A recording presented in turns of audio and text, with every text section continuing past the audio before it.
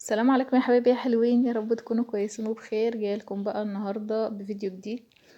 قبل ما ادخل الفيديو بتاعنا تعالوا بينا نصلي على النبي. اللهم صل وسلم وبارك عليك يا حبيبي يا رسول الله. طبعا بقى النهارده الجمعه مباركه عليكم جميعا. هنعمل بقى غدا كده مصري اصيل يعني. الغدا ده بيجيب من الاخر بصراحه. زي ما انتم شايفين كده بقى هنعمل كوارع وهنعمل فتة كوارع وهنعمل ممبار وهنعمل كرش. هنعمل كل الاكلات او كل الحاجات الغريبه دي اللي احنا ما بنعملهاش غير كل فين وفين.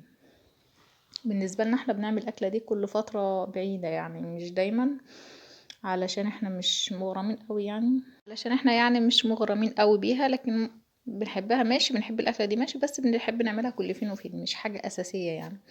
أول حاجة معايا الكوارع كده زي ما انتوا شايفين، نضيفة جدا ومغسولة ومنقوعة بخل وليمون ودقيق وملح. بصوا عاملة فيها البدع يعني، أنا عاملة فيها البدع عشان ريحتها تبقى حلوة ومحسش فيها بأي ريحة زفارة ولا أي حاجة. والكرشة نفس الكلام والممبار نفس الكلام. كل الحاجات دي كانت جايه في يوم كده، فضلت يوم طول النهار اغسل فيها وانقع فيها. وبعدين شلتها في الفريزر لحد النهارده بقى طلعتها عشان نعملها. يعني انا مش منضفاها لسه في نفس اليوم. شايفين بقى الكرشة عامله ازاي؟ يعني بيضه فله، ما فيش فيها اي حاجه ولا بصوا ولا هفوايه قد كده. وكمان ريحه الحاجات دي كلها ليمون. يعني انا اهم حاجه عندي في الحاجات اللي زي كده او فراخ او لحوم عموما، ان انا اشم الحاجه الاقي ريحتها ليمون، ريحتها ليمون خلاص ما فيش ريحه زفاره، لان ريحه الزفاره دي بتقفلني من اي اكل. فاهم حاجه ان احنا ننقع الحاجه كويس جدا. مش اهم حاجه طريقه الطبخ، يعني الحاجه لو نظيفه ومغسوله كويس ومنقوعه كويس وكل الكلام ده وطبختيها باي طريقه إن كانت هتطلع طعمها كويس. لكن لو انت طبخها بطريقه كويس جدا لكن من الاساس مش نظيفه او من الاساس مش منقوعه كويس او فيها ريحه زفره او كده، مهما تعملي فيها في طبخها مش هتبقى حلوه. زي ما انتوا شايفين كده انا ولعت الاول على الكوارع وسبتها شويه كده، خدت غلوتين 3 كده في ميه بس من غير اي توابل ولا من غير اي حاجه. وبعد كده بقى هطلعها من الميه دي واكب الميه خالص وارجع اجيب بقى ميه نظيفه من اول وجديد. زي ما انتوا شايفين كده كنت سبتها خدت غلوتين. وهبدا ان انا اطلعها بقى في الصينيه ديت، وبعد كده هكب الميه دي واجيب بقى ميه نظيفه خالص وابدا بقى احط فيها توابل واحط فيها الحاجات اللي المنكهات كلها بتاعه الكوارع اللي انا هضيفها، بس في ميه نظيفه. يعني الميه دي خلاص خدت كل الزفاره وخدت كل اي حاجه، يعني اي ريحه مش حلوه او اي حاجه خلاص نزلت في الميه دي. وعلى بال هي ما خدت بقى غلوتين كنت انا ولعت بقى على الكرشه. طبعا انتوا شفتها نظيفه جدا يعني نظيفه نظيفه وولعت بقى عليها بالطريقه العاديه، لا طماطميه بصلايه نص عود قرفه، ورق لورا، فلفل اسود اهم حاجه، وحبهان بقى ومسكه وكل المنكهات اللي احنا عارفينها. واديت لها كده لا ما شوحتهاش نسيت. حطيت كده شويه ميه غليوا يعني، وبعد كده نزلت عليهم بالكرشه زي ما انتم شايفين في الحله اللي جنب الحله الكبيره دي. وهنا نفس الكلام هعمله بقى في الكوارع. خلاص جبت ميه بقى نضيفه وبصل وطماطم وقرن فلفل بيفرق جدا في الطعم، وحطيت بقى فلفل اسود نص عود قرفة، وحطيت بهارات 7 بهارات وبهارات لحمة، كل الحاجات اللي ينفع تتحط. خلاص بدأت ان هي تغلي المية، هنزل بقى عليها بالكوارع اللي هي واخدة غلوتين، كانت بردت بقى شوية فهنزل بها تاني بقى في المية النضيفة دي اللي هي هتبقى الشوربة بقى. الخطوة دي بتفرق جدا، لكن لو احنا عملنا طبخناها كده على طول من غير ما نكب المية في الاول دي هتلاقي ريحتها صعبة يعني. فكده احسن كتير يعني. هو اغلبيه الناس كمان بتعملها كده قليل يعني، او تقريبا ما فيش حد اصلا ما فيش حد ما بيعملش الخطوه دي، لان الكوارع معروف ان الميه اللي بتغلي فيها اول غلوتين دي لازم بتتكب وبيجي غيرها. والكرشه كمان على العين التانية بديها بقى تقليبه برضو كده. احنا كنا عاملين اكله ده عشان كنا عازمين اخواتي، وهم اللي طلبوا بقى الاكله دي، قالوا بقى ولا عايزين محشي ولا فراخ ولا لحمه ولا كل الكلام ده، احنا عايزين بقى نعمل الاكله ديت وفي يوم كده نيجي نقضي معاكم. فاليوم ده كان النهارده كان النهارده اللي هو يوم الجمعه ده.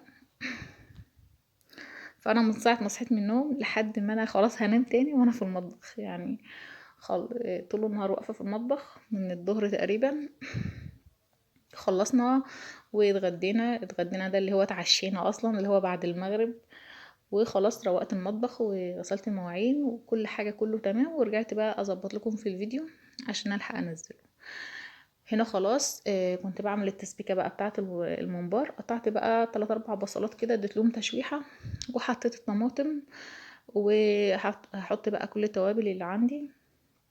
في ناس كمان بتحب تعملها ني في ني. الخلطه بتاعه الممبار دي ما بتحبش تسبك الطماطم، بس انا بحب اسبك الطماطم. ما بعرفش ان انا اعملها من غير ما تتسبك كده، بحس طعمها في حاجه غلط او مش مظبوط، او انا عشان متعوده عليها بالطريقه دي. وخلاص الطماطم كانت اتسبكت، وجهزنا الخلطه وحشينا بقى الممبار، ودي كانت الكميه كلها، وفي شويه كمان لسه.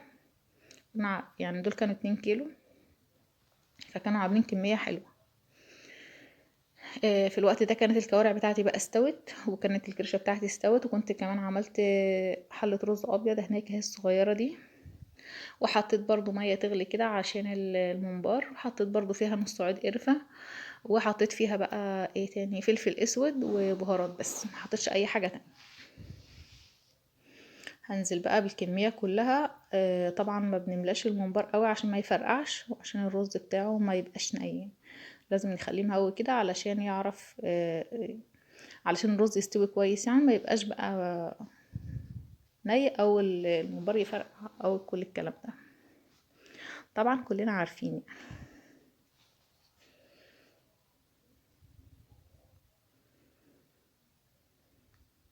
هي الحلة كانت صغيرة، يعني هي حلة كبيرة، بس هي صغيرة على الكمية بس. دي كانت أكبر حاجة بقى موجودة، لكن لأن أنا كنت شغلت كل الحلل يعني فدي كانت أكبر حلة موجودة، فأنا حطيت فيها كده وخلاص، وهديت بقى النار علشان الحلة لما تغلي ما توقعش. وبس كده تمت المهمة بنجاح، ومنبار استوى من غير أي مشاكل يعني.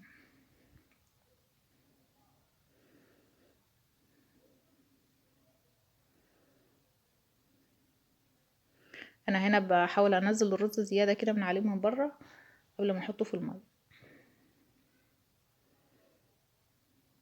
طبعا اخواتي كانوا معايا بيساعدوني، مش كنت انا لوحدي يعني، بس انا كنت بعمل هم يعني. انا مثلا جهزت التسبيكه بتاعه الممبار، على بال ما انا اعمل حاجه تانية كانوا هم خلاص حشوا الممبار كده وجهزوا. فانا هنا بولع على الممبار، هم بقى ممكن يكونوا بيروقوا بيعملوا اي حاجه تانية يعني. وهنا بقى هعمل صلصه الكوارع. في ناس ممكن ما تعملش، وفي ناس يعني في ناس ما بتفضلش الطريقه دي. هي الكوارع عموما بيكون لها كذا طريقه، ممكن نعملها مسلوقه كده بشوربه بس، وممكن نعملها بقى تسبيكه بالخل والثوم والكلام ده. بس انا النهارده سالتهم عايزين تعملوها باي طريقه، فاختاروا الطريقه دي. كنت انا عملتها لهم من فتره كده بالطريقه دي وعجبتهم، فقالوا لي لا عايزينها كده. جبت بقى كام بصلايه كده قطعتهم، وقرن فلفل برضه، وهدي كده تشويحه، هدبلها بس كده، مش هحمر. وعندي بقى شفشق طماطم كده هنزل بيه، وهحط بقى شويه من التوابل، فلفل اسود وبهارات وملح، واحط شويه بابريكا عشان تخلي لون كده احمر وحلو. وحطيت نص معلقه ثوم متقطع. وهسيبها بقى تتسبك شويه، مش هسيبها تتسبك قوي او مش هسيبها تتقل قوي. مجرد ان هي تغلي شويه كده وتاخد غلوتين وتتسبك نص تسبيكه، وهنزل بيها بقى على الكوارع. هنا بقى الكوارع بعد ما استوت، انا سبتها استوت لحد ما دابت، يعني في كام حته كده العضميه سابت اللحم وخرجت يعني دابت يعني بمعنى اصح. مستويه، واخده راحتها في التسويه، ومهديه عليها لحد ما استوت وبقت يعني زي ما انتم شايفين كده.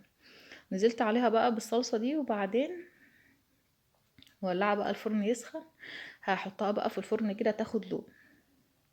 طبعا هي ممكن حد يستغرب الطريقه، لكن انا بعملها بكذا طريقه، بس هما فضلوا الطريقه دي النهارده. برضو الكرشه كنت انا عايزه اعملها في صلصه واقطعها كده قطع صغيره واعملها في صلصه، ما اعملهاش في شوربه، بس هما برضو فضلوا ان هي تتعمل كده. فانا طبعا باخد رايهم عشان هما اللي هياكلوا يعني. احنا من النوع اللي ممكن ما بنستقرش على طريقه واحده للاكل، يعني ممكن النهارده عملت الاكله دي النهارده بطريقه، ممكن بكره اعملها او المره الجايه اعملها بطريقه تانية، بحيث ان انا بجرب كل الطرق، والطريقه اللي تعجبني في الاخر بستقر عليها. فهو ده اللي حصل بالظبط. هم استقروا على الطريقه دي. دخلتها بقى الفرن، وحمصت هنا بقى شويه عيش، وحطيت عليهم معلقتين من الصلصه اللي انا كنت عاملاها بتاعه الكوارع.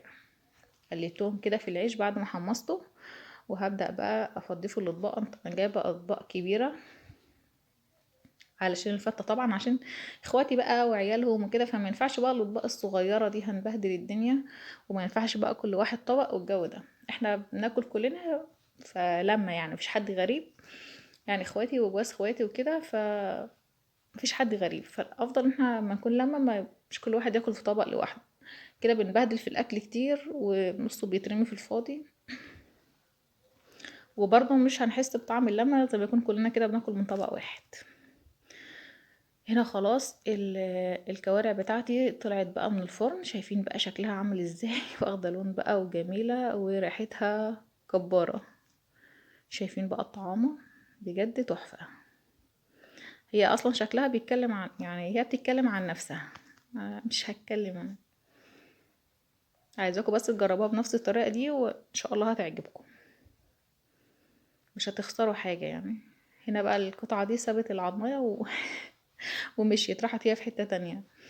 شايفين بقى لسه طالعة من الفرن مولعة، يعني مولعة مولعة، وطعمها تحفة وريحتها جميلة. وهنا خلاص كانت اختي بقى بدأت ان هي تحمر بقى في الكرشة، وبدأنا بقى نحمر في الممبار. طبعا انا اختصرت يعني ما جبتش كل الكلام ده، مصورتوش عشان كنا خلاص الوقت ازف بينا كده، واحنا بسرعة عايزين نخلص عشان نحط الاكل وعشان نحضر الاكل. ده شكل الاكل بقى بعد ما غرفناه في الاطباق. الممبار بقى متحمر وجميل زي ما انتوا شايفين، والكوارع كده فضيتها في اطباق، والطبقين بقى بتوع فتة الكوارع شايفين بقى شكلهم عامل ازاي. وبس كده، وده كان يومنا النهاردة وده كان غدانا. بتمنى يكون عجبكم وجربوا طريقته ان شاء الله تعجبكم، واشوف وشكم بخير ومع السلامة.